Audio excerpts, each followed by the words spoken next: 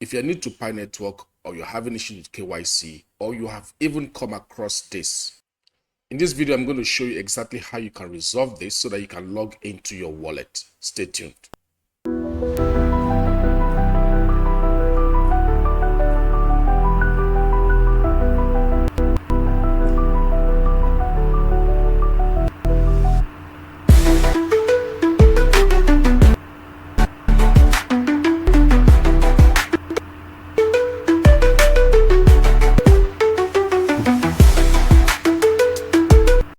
Now pay attention to this so that you'll be able to log into your wallet without having any issue.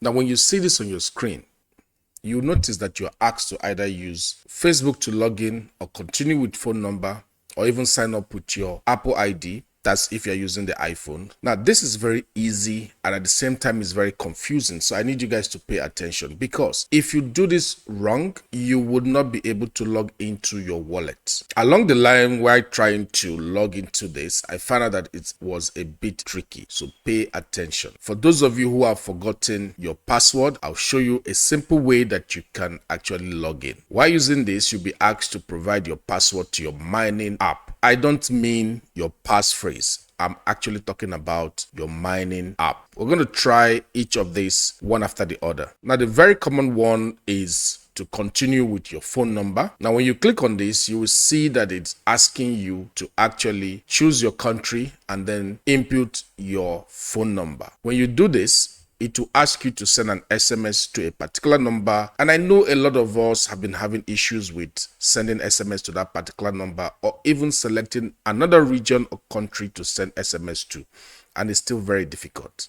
The second option is continuing with Facebook. When you click on this, it will take you or ask you to open your Facebook. If you have Facebook installed on your mobile device, it will automatically route you to Facebook, where you'll be able to log in using your Facebook. If your Facebook details does not tally with the details you have in your Pi Network app, I mean the mining app, the names, the details you used in registering for your mining, you will lose the account. So be very careful. I'll suggest that before you do this, you go straight to Facebook and make sure that you tally the names or the details you have in Facebook to match the details of the documents you have already submitted.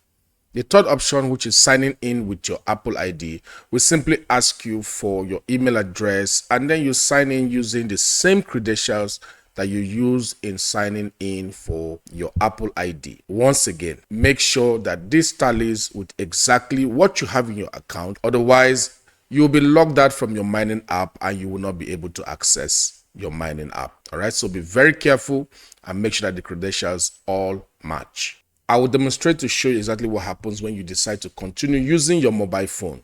When you click on this option, it brings you here where you select the country that you are from, and then you input the phone number that you're going to use and click submit. This will immediately bring you to this page where you are required to now enter your password. Like I said, this password is actually the password that you use in logging into your mining app.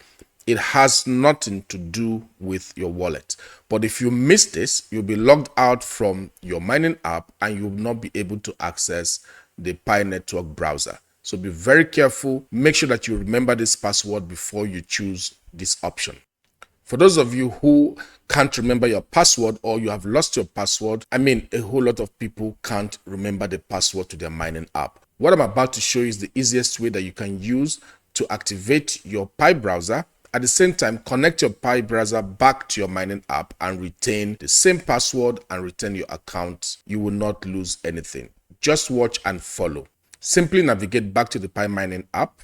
When you're here, click on the three dotted lines. Once this opens, select Pi browser, which is the third one on the list. Once you have selected that, you'll be asked to install Pi browser and also log into Pi browser. You have already installed Pi browser. If you have not, make sure that you have it installed. Then you click sign into Pi browser. If you're already using this app, it will then automatically sign you in. Now, before you do this, make sure that you have this Pi browser closed. Remember, I opened this when I was showing you how to enter your password.